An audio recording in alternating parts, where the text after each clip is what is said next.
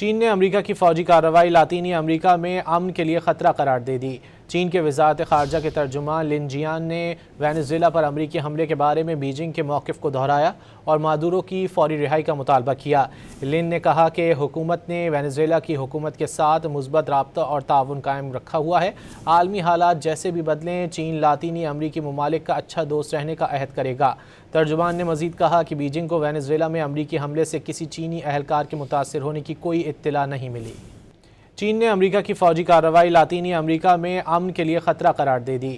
چین کے وزارت خارجہ کے ترجمان لن جیان نے وینزویلا پر امریکی حملے کے بارے میں بیجنگ کے موقف کو دہرایا اور مادورو کی فوری رہائی کا مطالبہ کیا۔ لن نے کہا کہ حکومت نے وینزویلا کی حکومت کے ساتھ مثبت رابطہ اور تعاون قائم رکھا ہوا ہے۔ عالمی حالات جیسے بھی بدلیں، چین لاطینی امریکی ممالک کا اچھا دوست رہنے کا عہد کرے گا۔ ترجمان نے مزید کہا کہ بیجنگ کو وینزویلا میں امریکی حملے سے کسی چینی اہلکار کے متاثر ہونے کی کوئی اطلاع نہیں ملی۔